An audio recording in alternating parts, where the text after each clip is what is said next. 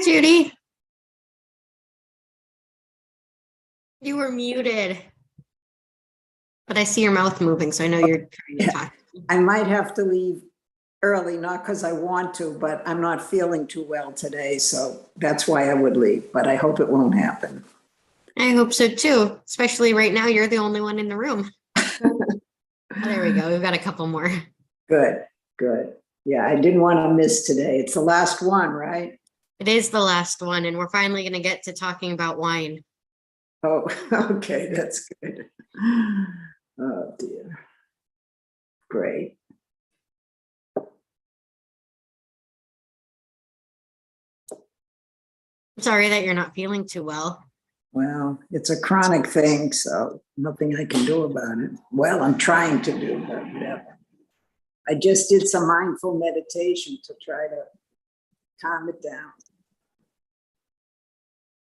And your meditation sometimes helps, at least. If you can get your mind in the right headspace, it goes a long way. Absolutely. I see that Steve and Sue are trying to join, but Oh, good. so we'll wait another second. Are you, David? I'm doing very well, thank you. And how about you? I'm good, thank you.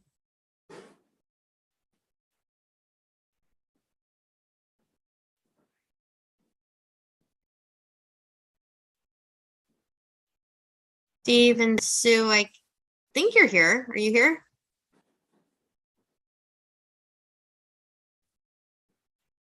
Or Steve or Sue?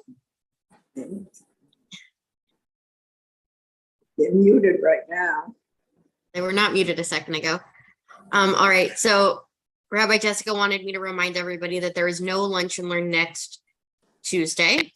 And then the following Tuesday, I believe, is when there will be a new topic, but I don't actually think I know what the new topic is. New topic, new rabbi. Lots of fun had by all.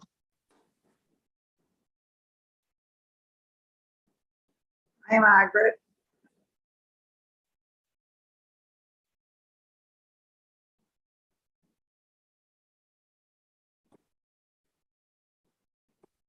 Margaret. All right, so I'm going to share my screen. Maybe, if the technology would like to cooperate with me today. Move this. It's always a crapshoot when the technology works. Slideshow, play from current slide. All right, so the title of our Lunch and Learn series was something to the effect of no wine during Kiddush. So the question that I wanted us to look at today had to do with wine and Kiddush. This was a question that was written in 1920. So they were looking at their life.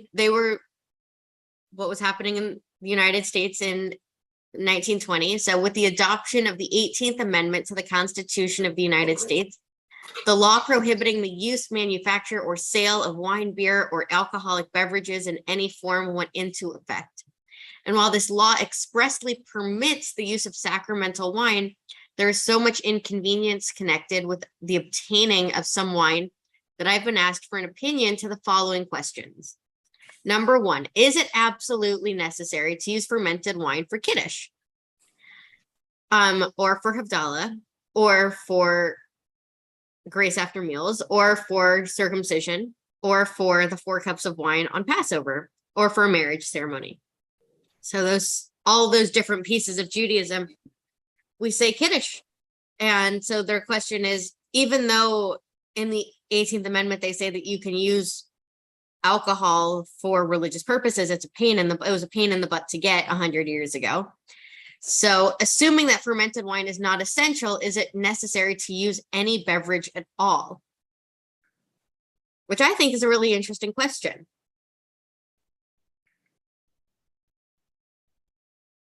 Maybe I'm in the minority. But, oh, now I lost all of your beautiful faces. Okay, now I can see you. Judy, yes. What's your question? did that apply to the Catholic Church? Don't they use wine? Yeah, so when they say that the law what expressly permits the use of sacramental wine, that means that across all religions, even though there was a prohibition, religious reasons were exempt from that prohibition.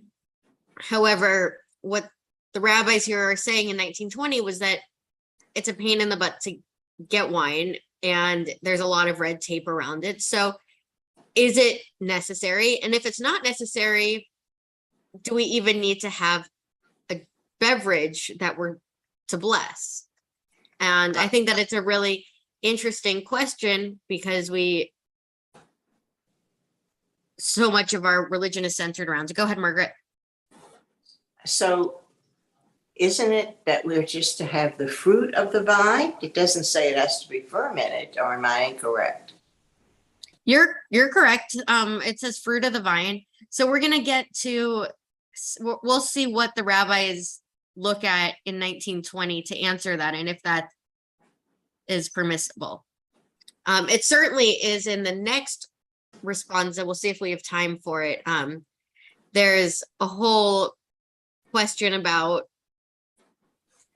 I'll spoil it in case we don't have time for it, but there's a whole question about if for somebody getting married, they don't even want to use grape juice for the wedding because they're an alcoholic and grape juice tastes too similar to wine, and they feel like that might trigger the relapse. So what can they use in place of it? So let us explore. So the first part is the custom among Jews to use wine in connection with certain religious ceremonies is a very old one. Its origin reaches back to hoary antiquity. In a land like that of the ancient Hebrews, preeminently known as a land of wine and vineyards, which comes from the Torah, it was but natural that the use of wine should be universal. Also, it is but reasonable that the primitive Hebrew would offer his deity, or God, the same fare he himself enjoyed so much. In the earliest stages of the temple ritual, we find, therefore, that a libation of wine was the regular concomitant of the daily burnt offering and the numerous other offerings, a half of a hin of wine with a ram, a third of a hin with a bull, and a fourth of a hin with a lamb. This comes from all sorts of biblical quotes. The pouring out of the wine upon the base of the altar was the signal for the choir of the Levites to begin their chanting of the psalm for the day, which comes from the Talmud. The practice of reciting hymns with the biblical offering of wine is, according to Samuel ben Nachman in the 3rd century, already indicated in the biblical words, wine which cheereth God and man. So from this, I think to Margaret's question, it sounds like wine came before grape juice. No, I mean, it just said the fruit of the vine. So it doesn't say it has to be fermented. It just says the fruit. Right. But what all of this is saying here is that when they said fruit of the vine, their fruit of the vine in biblical context was wine. That's what they had. That was something that brought them a lot of joy and libation. Grape juice wasn't really invented just yet, I don't think. But we will continue. How could God be cheered with wine? Only when hymns are recited at its offering. Hence the rule, Ein omrim shira ela al hayayin, no anthem should be sung without wine, which comes from the Talmud. Hence also the rule, no Kiddush and no grace are proper without wine. So some of the teachers indeed imagined that they could find a reference to the use of wine for Kiddush implied in the words of the Torah, Zachor et Yom HaShabbat L'Kodsho, remember Shabbat and sanctify it. It is evidence, they argue, that L'Kodsho, the holiness, the sanctification, refers to Kiddush, while Zachor, the remembrance, can only have reference to wine, as it says, Zichro, his remembering is like wine of Lebanon. So these are different types of biblical references that they're playing with, these conjugations of the word memory, zocher, and Kiddush, Kodesh, holiness, to get them to where they want to be, where the rabbis want to be. Thus, it may be seen that the practice of using wine for sacramental purposes is a very old custom. For Kiddush and Havdalah, we are told, the custom of using wine was established by the men of the Great Assembly, which comes from the Talmud, while wine for grace and the 4 cups in Pesach is mentioned in the Mishnah. So that's the 200 CE, and spoken of as something firmly established long ago.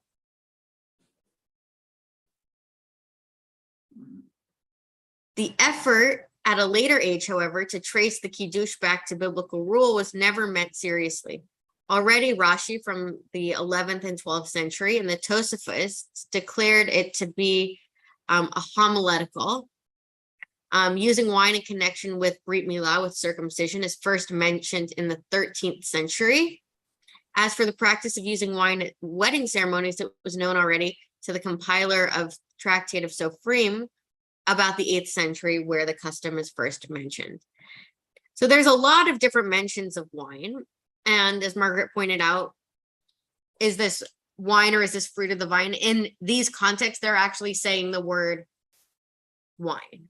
They're talking about wine. They're not talking about the more expansive or a pri hagafen, which is the ending of our Kiddush blessing.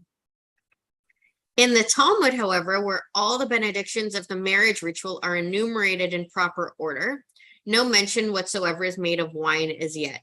Only 6 benedictions are enumerated there. So these are the 7 blessings that make up a wedding ceremony.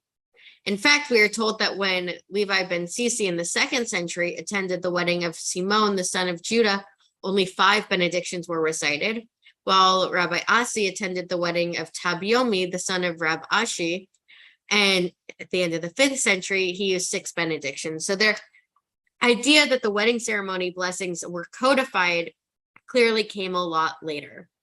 They had some of the blessings, but they didn't have 7, and they were not consistent in the same way that they are now.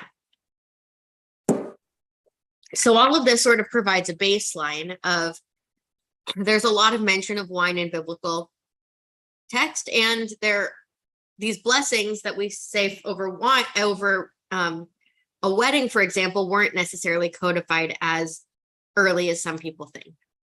So from this, they're going to keep moving us forward. Of the 7 wedding benedictions in our ritual, the first, which is supposed to be said over a cup of wine, seems as yet unknown.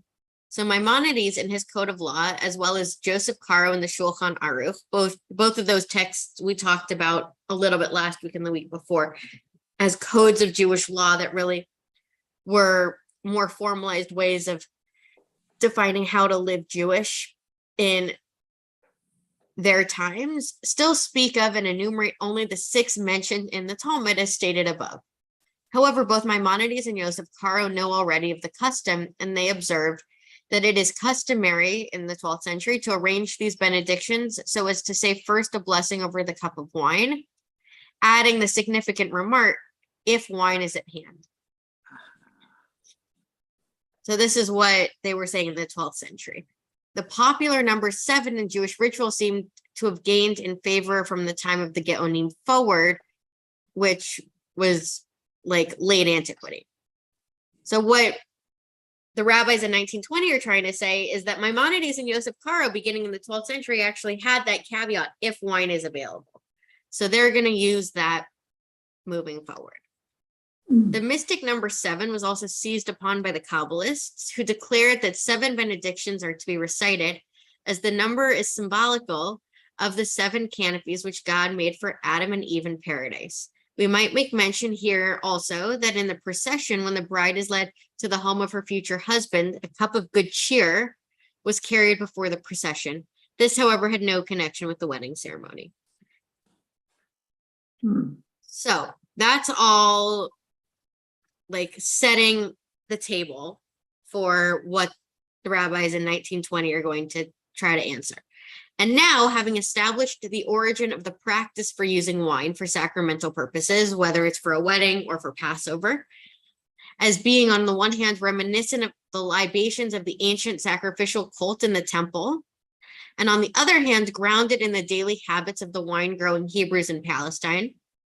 So they have both the biblical origins, going back to when we sacrificed instead of having prayer, and the fact that people had wine and it was something that they enjoyed. So why wouldn't they be using that in their ways of rejoicing to God?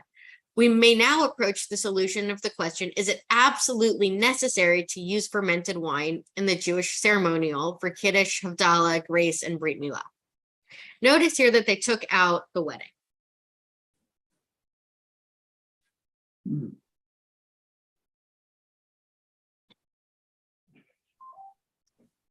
Our answer to this must be in the negative.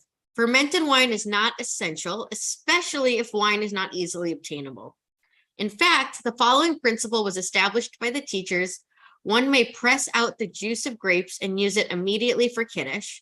This ruling was adopted by the Geonim in like 875 and Chai in the early 10th century, and Samuel ibn Nagdello in the 10th and 11th century, as well as Maimonides, and so decided by Joseph Caro, and thus the rule may be safely followed that one may use the following for Kiddush instead of fermented wine. Number 1, grape juice, or number 2, raisin wine.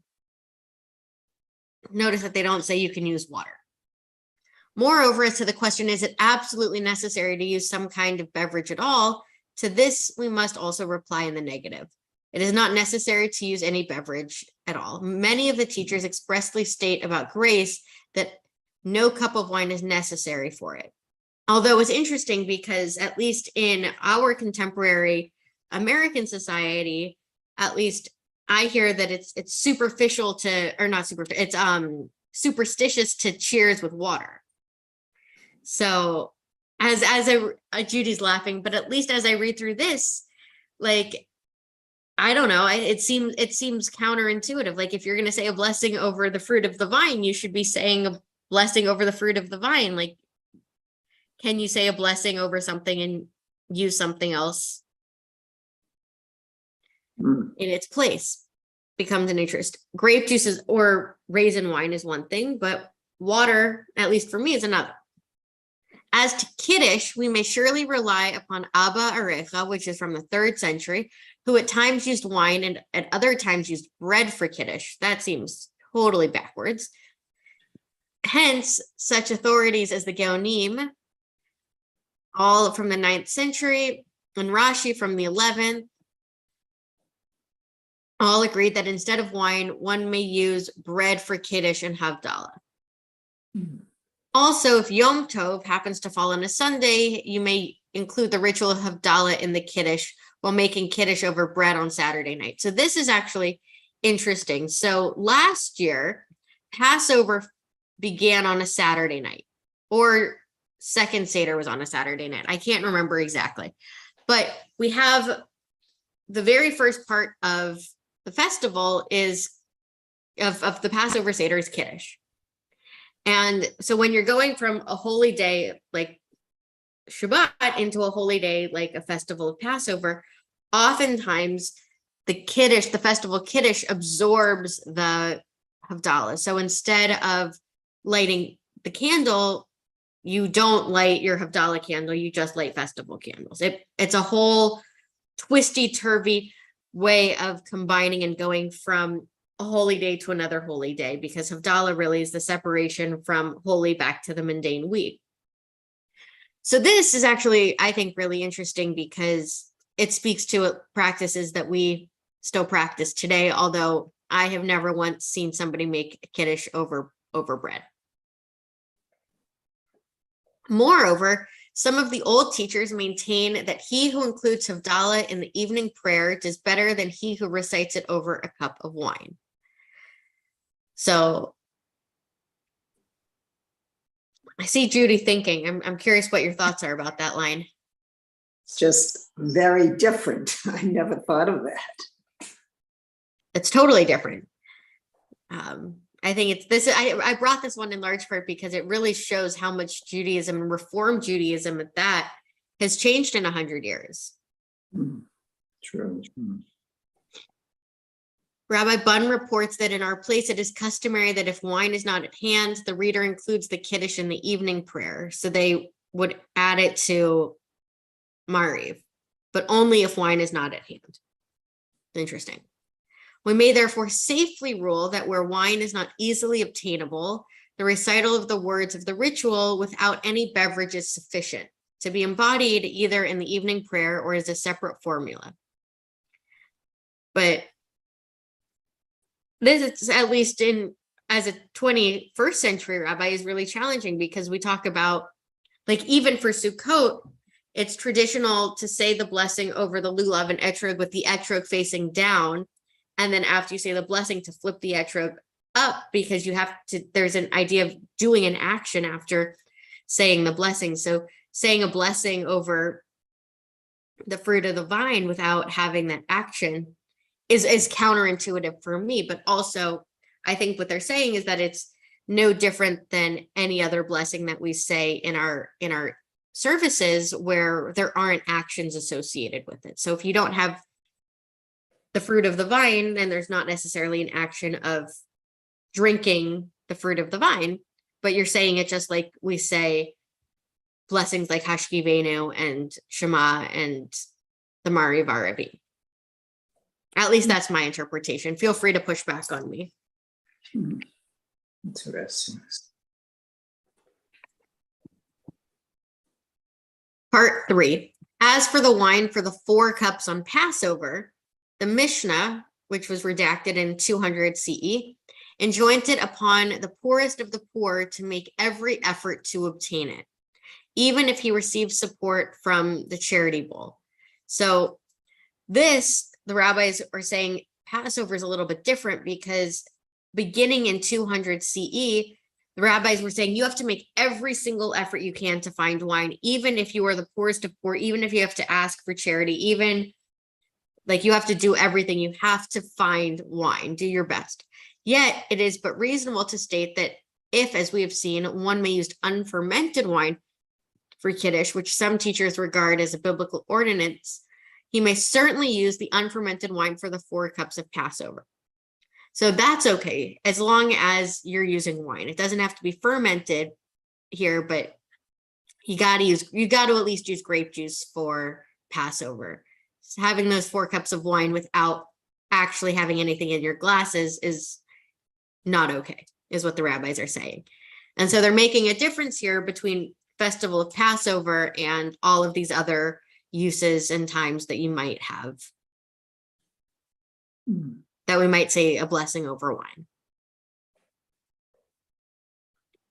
And the reason for that is because the rabbis in 2,000 years ago seemed to make a distinction between Passover wine and the wine the rest of the year. Go ahead, Judy. I keep thinking of the Holocaust, and I know there were many rabbis also involved, and I'm sure they didn't have any wine, and I'm sure they must have just winged it, whatever they had, they made blessings over. That's what I'm assuming. You do what you have to do. Absolutely. And what's crazy to me is that this was written before the Holocaust. Right. So this is what American rabbis were saying before World War II. Right. Like this was like right in between World War I and World War II, actually. So it's an interesting time period. And we'll see if we have time to jump to the one that's a little bit more contemporary after this. So it is but reasonable to state that one may use unfermented wine for Kiddush, which some teachers, okay, we said that. Such indeed is the ruling of good authorities, who stated that if wine is not obtainable, one may press out the juice of grapes or soak raisins, or use the juice for the 4 cups. This decision was adopted by Rabbi David ben Samuel in Turei Zahav. So this is just a citation. And Judah Ashkenazi in his book, again, if grape juice or raisin wine is not obtainable, one may use bread or matzah for the 1st cup, which is for Kiddush, well, the mere words of the ritual are sufficient instead of the other 3 cups. So this, I think, Judy, speaks to your Right. point that if there isn't anything available, there is an alternative, but on Passover, there should be extra effort made to find the grape juice or the wine.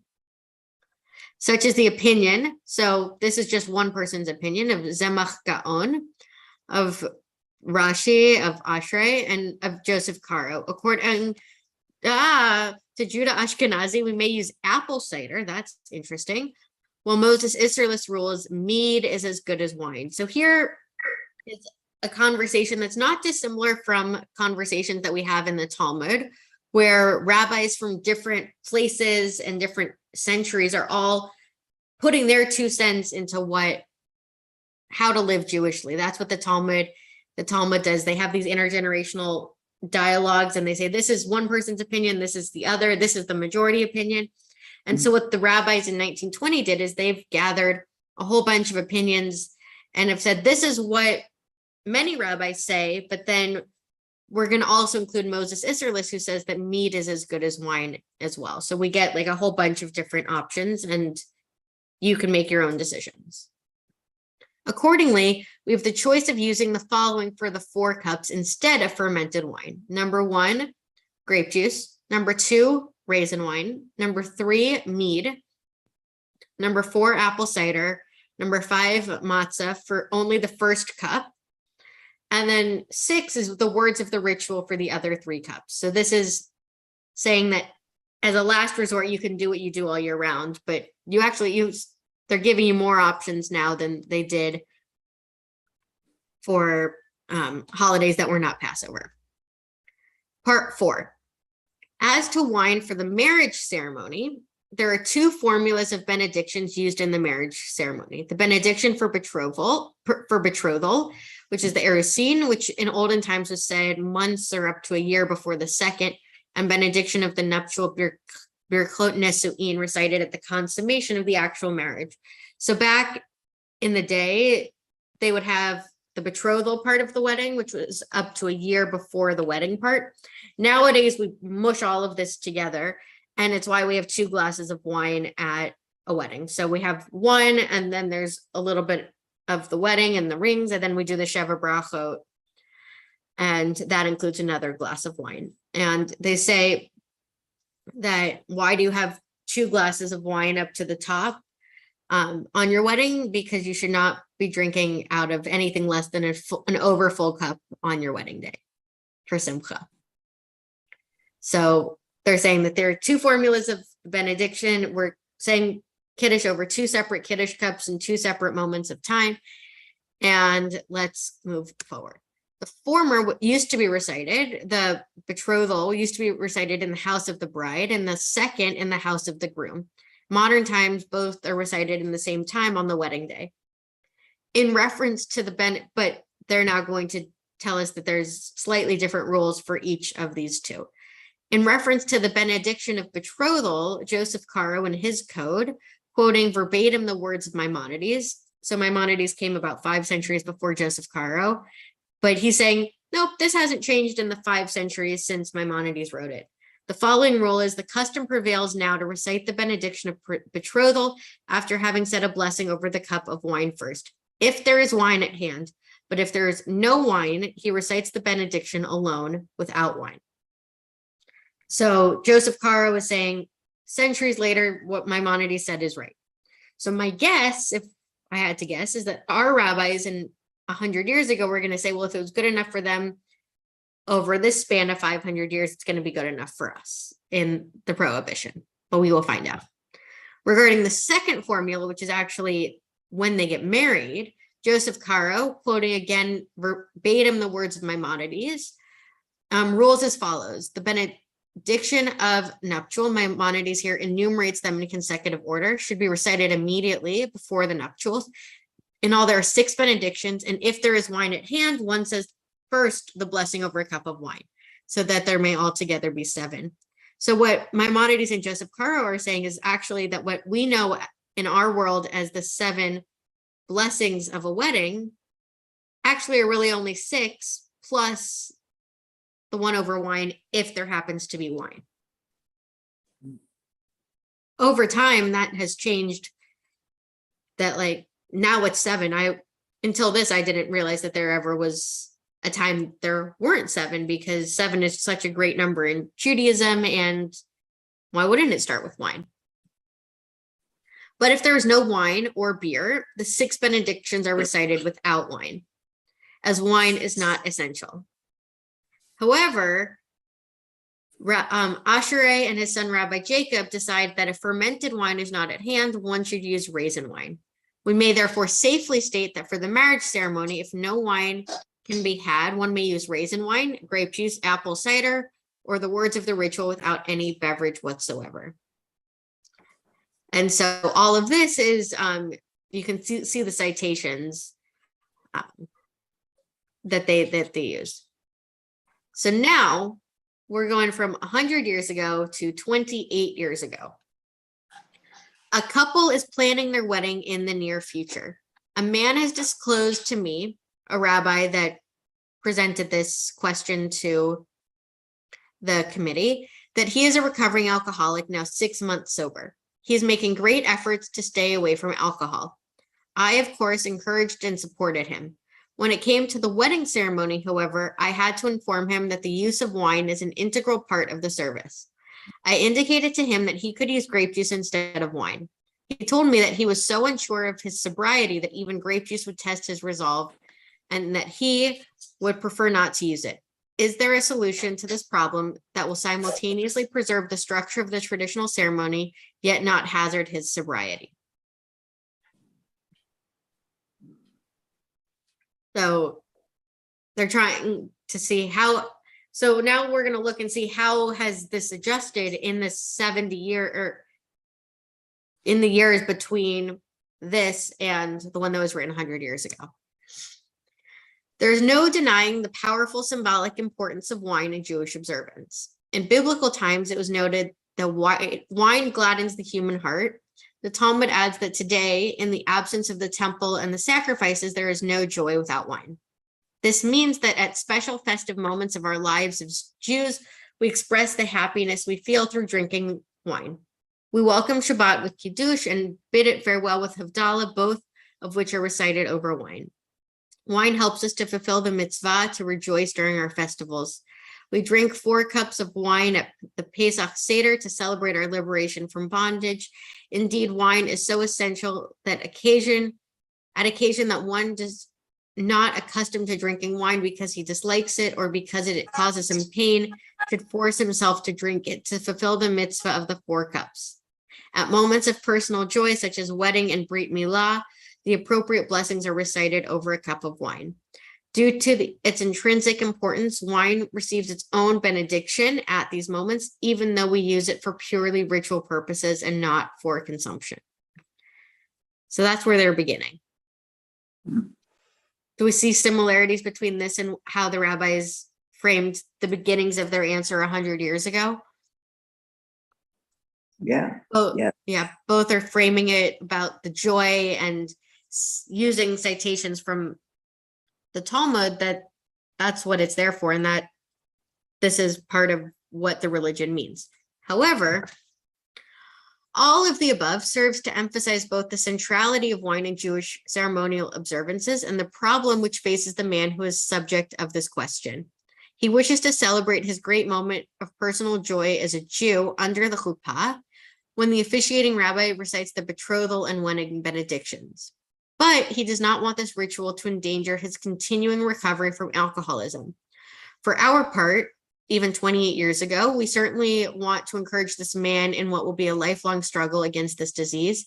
And we think that it would be ironic and tragic were a ritual of Jewish tradition, which we regard as a source of life, to act as a stumbling block to his recovery. The question, as you note, is one of options. Does the tradition require the use of wine or grape juice at a wedding? If it does not, does it offer alternatives for wine under the chuppah so as to maintain the structure of the traditional ceremony? Can a wedding that is be conducted without wine and yet remain in form and feeling a Jewish wedding? And if such alternatives exist, which would we consider to be the best one from our Reform perspective? Hmm. Oh Wow. no. I guess it's just saying the benedictions. You don't need the wine. He can't drink the wine.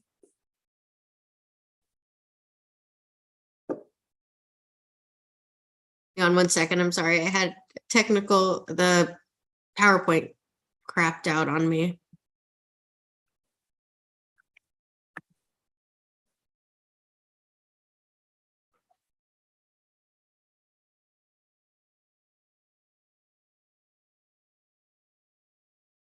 Sorry.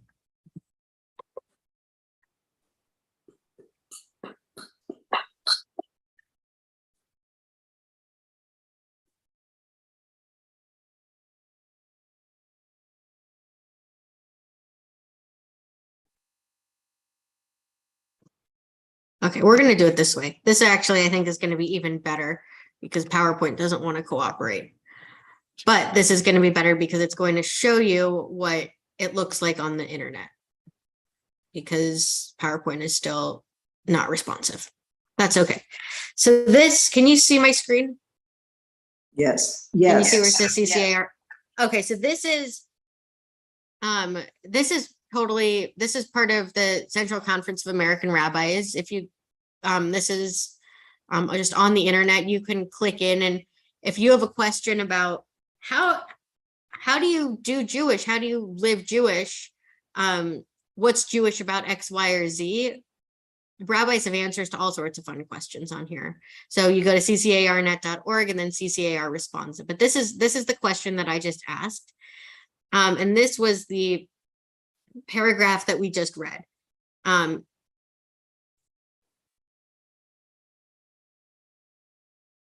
So then their question is wine a requirement at weddings?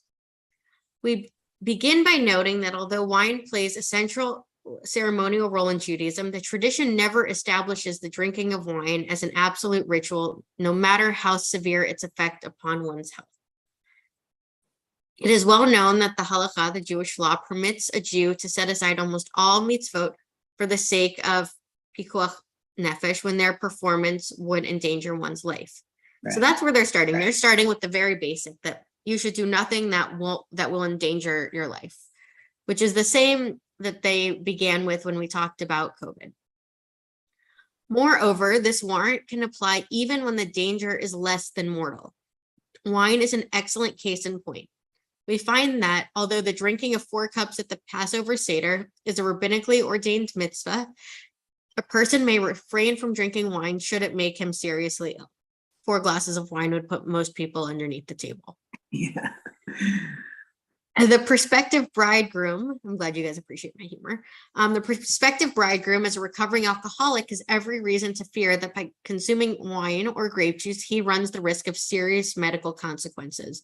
So what I appreciate here is that even 30 years ago, the rabbis are saying that alcoholism is actually a medical condition. Under Jewish law, therefore, he is in no way required to drink wine underneath the chuppah. Moreover, wine is not an absolute ritual requirement under the chuppah. We utilize 2 cups of wine at the wedding, 1 for each of the 2 distinct legal ceremonies taking place at the time.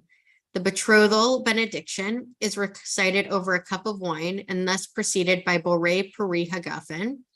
The 6 wedding benedictions are recited over a separate cup of wine, and they are preceded again by Borei Peri Hagafen, making for a total of 7 blessings, hence the 7 brachot, the Sheva brachot. Suppose no wine is available. The halachic consensus with respect to both sets of the benediction is that some other alcoholic beverage should be used. And the blessing Shehakol Nikia Bidvaro, which is another blessing that we say over food, be recited. It's like the catch-all blessing over food. So if you wanted to say a blessing before eating a Twinkie, you would say Shehakol Nikia Bidvaro. If no intoxicant can be obtained, this goes back to our questions about the prohibition, then according to all opinions, the Birkat Erusin, so the blessing over the betrothal, can be recited by itself without a cup, since wine is not regarded as an indispensable element of the Erusin ceremony. Concerning the wedding benedictions, however, there is a dispute. So here's a surprise. Rabbis are going to disagree with each other. Some say that wine or a suitable substitute is absolutely required, that the Sheva Brachot can only be recited over a cup. Meanwhile, others rule that the benedictions may, if necessary, be recited without any beverage at all. While the Shulchan Aruch follows the most stringent view, the disagreement continues among later authorities. So rabbis after Yosef Karo in the last 400 or 500, 600 years have not been thrilled with this answer and are trying to come up with other alternatives. Non-alcoholic alternatives to wine. We have seen that while some authorities do not require wine under the chuppah, others do. Yet, even the latter permit the use of shaker, an alternative, though alcoholic beverage. This reflects the halachic concept of chamar medina, which literally means local wine, the choicest drink of a particular locality, the beverage that most people drink other than water. So chamar medina is not necessarily grape wine, yet even so may be used in place of wine in ritual settings. Thus, we read that Havdalah may be recited over shekar if that's indeed the local wine.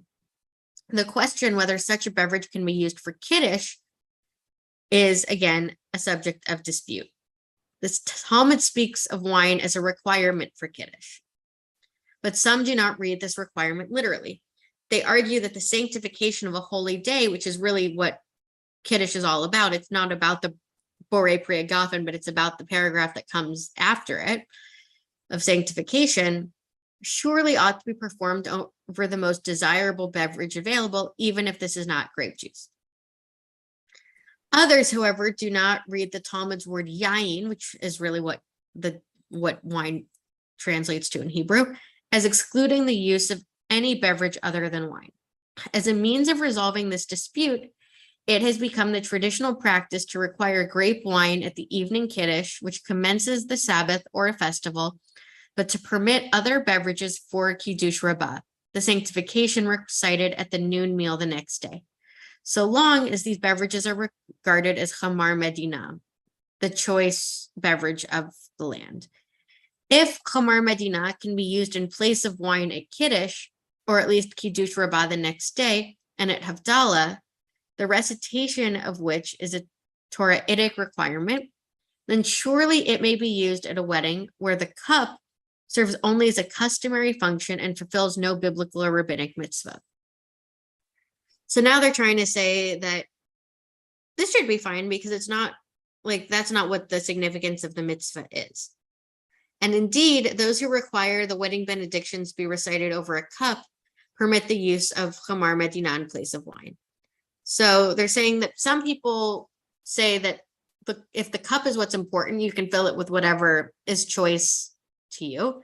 And if it's really about sanctification and not about the cup, then it really doesn't matter. And indeed, those who require the wedding benedictions be recited over a cup permit the use of chamar medina in place of wine. The question is whether local wine must be an alcoholic beverage. So this is where we're going to get back to our friend who's the alcoholic groom. The answer, it would seem, is no. At least one contemporary Israeli halachic authority. So again, 30 years ago, Israel existed. And so this is somebody who's in Israel talking about what Jewish law is in the land of Israel. Rules that for the purposes of the wedding benedictions, pure, fresh citrus juice is considered chamar medina in the land of Israel. And if you've had, I know mango is not really a citrus, but if you've had fresh mango juice in Israel or fresh lemonade in Israel, you would know that that is just as good, if not better, than most Israeli wine. That is to say, in Israel, the fruit of goodly trees is as honored as a beverage for consumption as is fermented grape. There's every reason to argue the same is true in America, for here too, pure fruit juice is regarded in many circles and at many occasions as the beverage of choice. Aren't there oranges on our license plates? I haven't been here long enough, but I feel like Florida oranges are a thing. Right. So fresh, go ahead, Margaret. You're muted. Margaret, you're muted. So it says fruit of the vine. So fruits, they may be hanging from the tree, but they're not of a vine.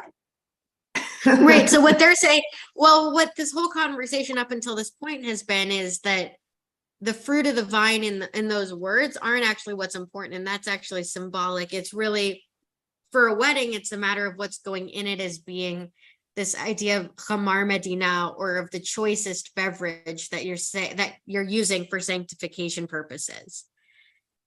So that the fruit of the vine, like, yes, that's what that first line is, but really the important part of the blessing is the second part of the Kiddush, is the sanctification of the day and making it holy. Right. So Okay. technically grape juice is what they would say, but for the guy, for grape juice is too close to wine, that's what I love about Responsa, is that it's all sorts of like mental Hebrew gymnastics and twisting and taking different pieces of text to try to get the answer that you want. Because I firmly believe that Responsa is trying to get the answer that you want, not the answer that you think is right. Go ahead, Judy. I think after all we've learned today, that Reform rabbis today, I don't think it would be a problem. Maybe I'm wrong, but if you got a groom that's got an alcoholic problem, there's like no question. No question. No question. Absolutely not. I would first suggest grape juice, and if they say that that's too close, then what this does, and remember, this goes back to the idea of Reform Judaism, and Responsa gives us policy, not practice, or practice, not policy. I'd say, okay, we're in Florida. How do you feel about orange juice? And here's something that I could bring to the groom and say, you're not the first person who's had this question or this problem. You're not alone in this struggle. And that's what I really love about Responsa, is that, like, there are responses about abortion. And so if somebody came to me and said, I'm really struggling with this unwanted pregnancy for X, Y, or Z reasons, I can say, Rabbi, somebody's already come to the rabbi's questions, and here's a lot of different things for us to think about and help you make an informed decision if you want it to be rooted in Judaism. And that's what's happening here, that if somebody comes to me and says, grape juice is too close, I can say to them, you're not alone, and here's what other people have done. And here's how it's still Jewish, and here's how it can still be holy. My husband and I were at a wedding several years ago, and the father of the bride was a rabbi. And everybody there, and there had to be 200 people, were very surprised that they had juice bars all over the place and no alcohol. And I never thought that maybe one of the wedding party had a problem, with alcohol. I never thought of that. Everybody was just in such shock. They had coffee bars and they had juice bars, but maybe that was the reason. Never thought of Yeah. it. And fortunately, I think that more and more we're in a society that sees addiction and alcoholism as illness, and Right. it's one more way to take care of, whether it's the groom or somebody in the wedding party, or maybe if it's a big party, you never know what people are struggling with. And so it's just a way to bring comfort and to care to people. And that's really what I love about Responsa, is that it helps us to bring comfort and care and say, no, this too is Jewish. The way that, like, you can't do Jewish according to Jewish law in the way that it's been done for centuries. Let's look at the text, and we can, yes, it's a little twisty and turvy, but it gets us to a place where everybody can feel good about their practice. Rabbi, from your experience, what would the ultra-Orthodox do? They would probably go where Margaret's going and say fruit of the vine. So I don't know what else comes on a vine. Figs. Besides, Olives. Olives, okay, but I don't think people would drink olives. Olive juice, is that a thing? Oh, it's a tree. Tomatoes. I don't know. I know that they would use grape juice. But it's an interesting question for sure. I know that in conservative movement, they're having similar questions to what we're having, and the conservative movement and the reform movement are sort of coming together on a lot more things. But I don't know what an ultra orthodox rabbi would say besides, no, it has to be grape juice. It's an interesting question. I have to ask one of my Orthodox rabbi friends. But let's go into the reform considerations with the last 10 minutes. So this was all the baseline, and now they're saying reform considerations. So now we're focusing just on Reform Judaism. Tradition, therefore, permits the use of non-alcoholic beverage as a substitute for wine at weddings. To this, we would add the following note. The halachic sources discuss this issue in the context of an unusual or emergency case where wine is not available. The present situation is qualitatively different, and it demands a qualitatively different response. While traditional literature does address the subject of drunkenness, it says little, if anything, about the disease we call alcoholism. In itself, this is not surprising. Our consciousness of alcohol, of its medical dimensions, and its human tragedy far outstrips that of former generations. Given that consciousness, it is incumbent on us to confront this disease openly and directly, and to do whatever we can to aid those who come to us in their struggle for recovery. In our case, a recovering alcoholic seeks to celebrate his wedding as a Jew, as a full and participating member of the community of Israel. We owe him no less consideration, surely, than we show to the disabled members of our congregations, whom we seek actively to bring into the circle of Jewish life and observance. And I think that's the most important part. Therefore, while we recognize the real and special symbolic importance of wine in Jewish ritual experience, it is our ethical obligation to emphasize that non-alcoholic beverages are not to be thought of as inferior alternatives to wine for ceremonial purposes. This is a declaration that we make in general, in all cases, not just in emergency ones, as a declaration we state as forcefully as we can. Quite interesting. What do you find especially interesting? The whole thing, really, I never gave it any thought. Very interesting.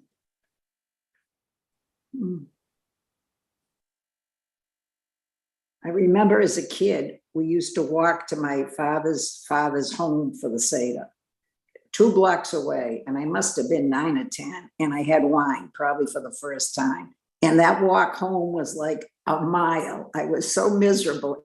And this Seder went on all forever to like midnight. It wasn't sure experience.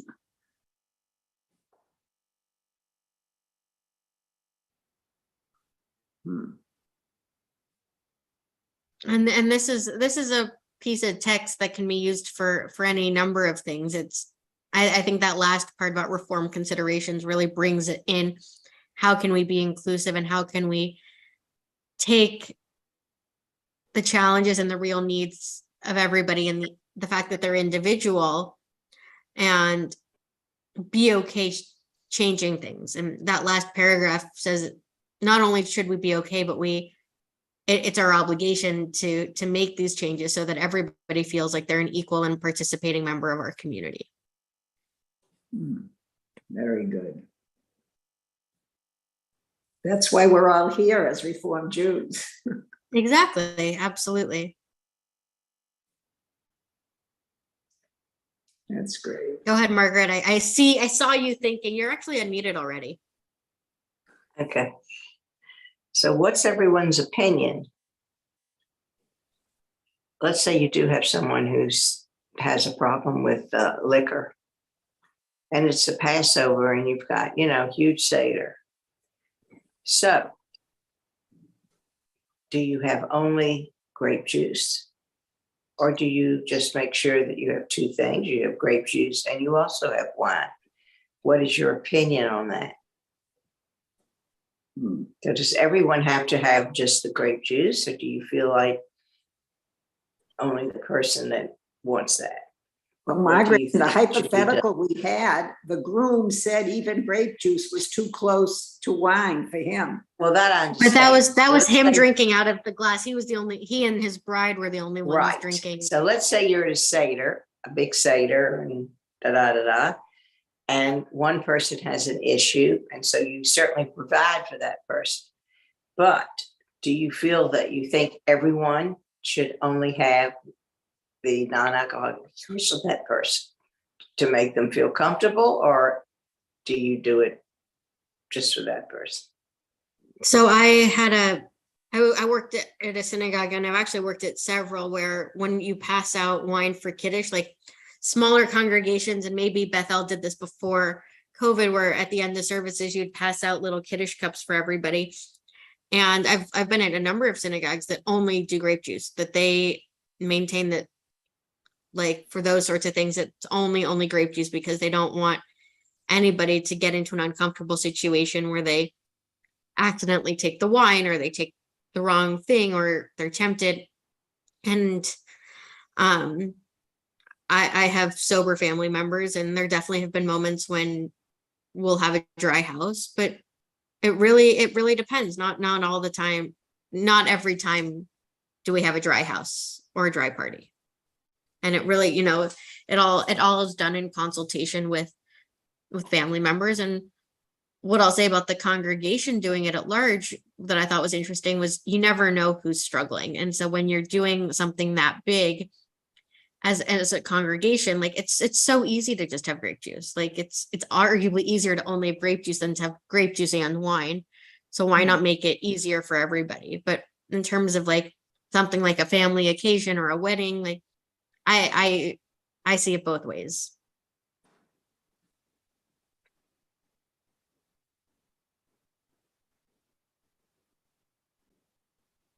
I see a lot of smiles. Are there thoughts? Are there? Well, it's disagree? just interesting. I wonder what people do. I mean, it is an issue in lots of homes. I would That's think, the truth. Margaret, that the rabbi that's going to marry them or whatever would want to discuss this topic with the bride and groom. How would he feel if it was just grape juice or whatever? I think that's a very personal decision. And at the same time, like when I meet with wedding couples, I don't ask them about the catering, like, or about the reception. That's like beyond the scope of what I as a rabbi do. Although it's interesting, like maybe if they come to me with this question of, drinking grape juice during the ceremony would be too close, then it might be like, oh, are you like, have you thought about the reception? I don't know. It's an interesting question. Today it's not just about the liquor. It's about, I'm getting off the subject. It's about you have people over, and this one can't drink anything it doesn't want anything dairy. And this is my family for Passover. Don't ask. I got somebody who's no dairy, no. What is it? No flour. What's that one? Gluten. Yeah, gluten-free. It gets so crazy. I make 2 different meals for everybody. The same thing, but that's what's happened today. We didn't go through those things 30, 40 years ago. Somehow everybody just ate. Well, those were the days, Margaret, where they would say, oh, Jewish people are never alcoholics. No, I'm not talking about drinking. I'm talking about now with the food. Oh, okay. It's Which the is a whole other foods. conversation. This one doesn't eat that. That one doesn't eat this. My favorite joke is when you're at a party, how do you know who's a vegetarian? Because they tell you.